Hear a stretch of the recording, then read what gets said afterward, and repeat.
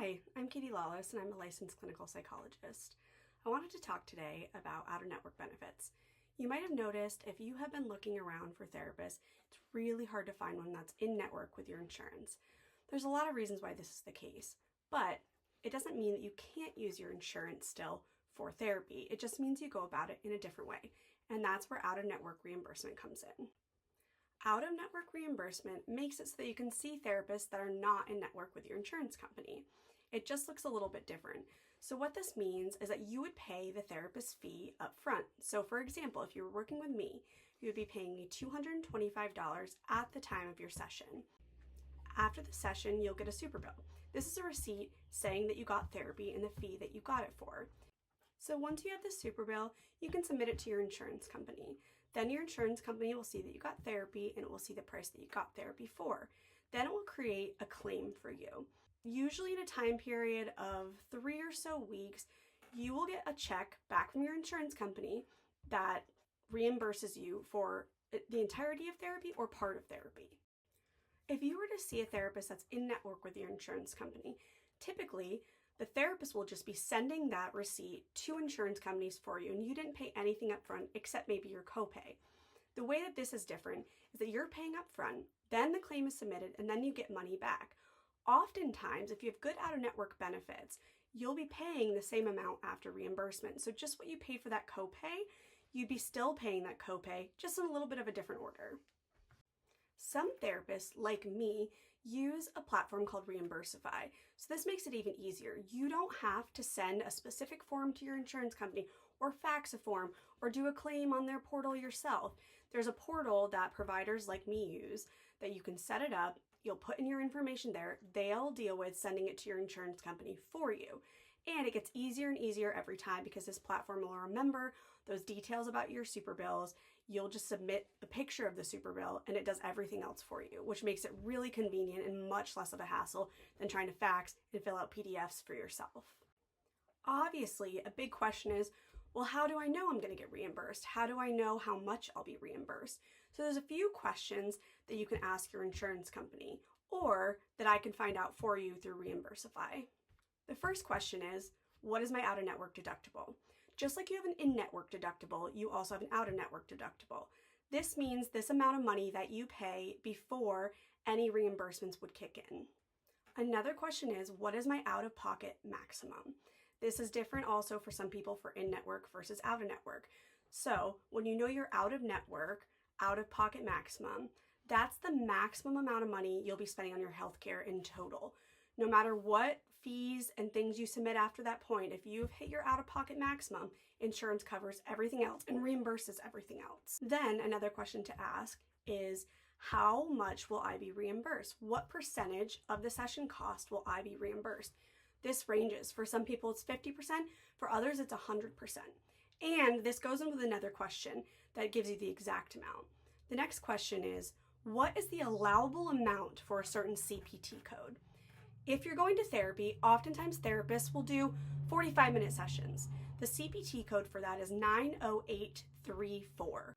So you would want to ask your insurance company, what is the allowable amount for CPT code 90834 for a clinical psychologist or for a licensed social worker? Whatever degree that therapist has, that will be relevant to the amount that insurance is willing to pay for your session. If you're working with me, I do 55-minute sessions.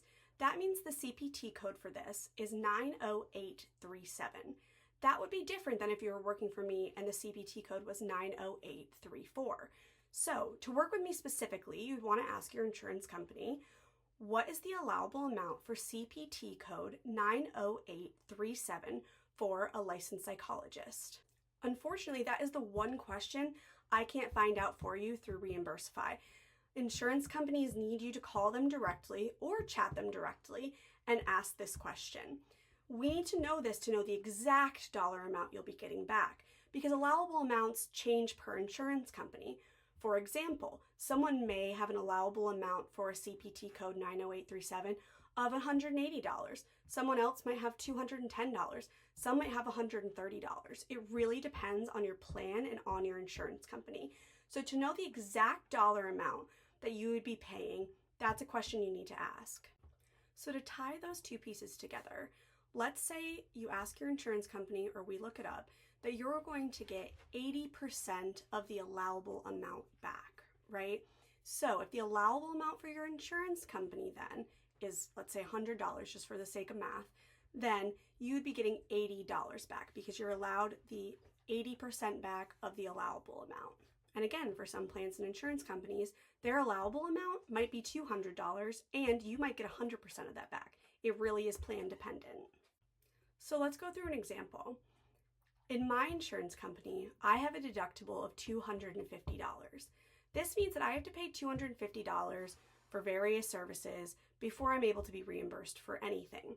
If I were seeing myself for therapy and my fee is $225, that means I would at least need to pay for one full session. Now, the deductible and the out-of-pocket maximum aren't just for therapy, it goes for anything.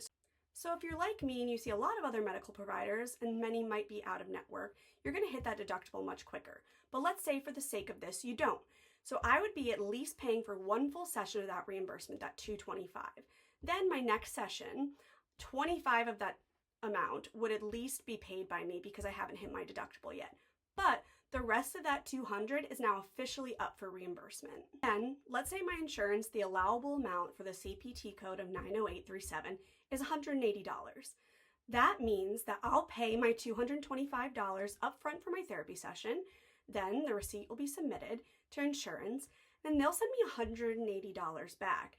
That means I only ended up paying that $45 out of pocket. For many clients, this is very similar to what they'd be paying for a copay, or some actually even less than they were paying for a copay for therapy before. Additionally, my out-of-network, out-of-pocket maximum is $750. That means that once I'm paying that $45, and it adds up, after about 16, 17 weeks, I've hit that out-of-pocket maximum. At that point, I'm getting reimbursed for everything because I've paid the max amount that I'm going to pay for any health care. One thing to note is that some plans make it so that your out-of-network, out-of-pocket max might work a little bit differently. Some have some interesting restrictions on them. It's not often the case, but it is something to ask your insurance company about when you originally ask about your out-of-pocket maximum for out-of-network benefits. Not everyone has out-of-network benefits, so that's unfortunate. Sometimes that means that you're not going to get that reimbursement back, and plans vary greatly.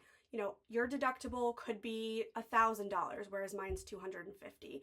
Your out-of-pocket max could be more. So all of that is important to understand what exactly you're going to be paying for therapy. And obviously, some people have a hard time being able to pay for therapy upfront and wait for reimbursement. But if you are able to do that, you can get higher quality care from out-of-network providers and also get to see a therapist, right?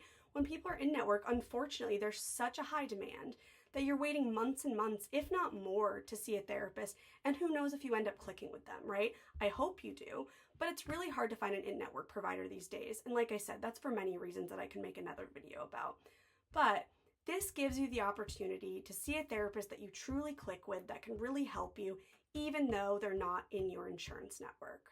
And if you work with me specifically, I make it so that that reimbursement process is easier. I really want to make this as seamless as possible for you. I know that it's a whole other language to talk about out-of-network reimbursement, and that's why I use Reimbursify.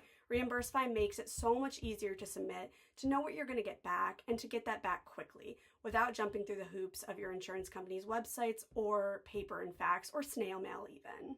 So try not to be discouraged by not being able to find an in-network provider. You can use your insurance benefits, it's just in a different way. So why is it worth it to go through all of this? It might seem like a lot to pay for therapy up front, but eventually out-of-network benefits actually really help the cost of therapy. And you get to find a therapist that you're a good fit with and someone you really want to see, rather than being limited to a small network of providers who have really long wait lists.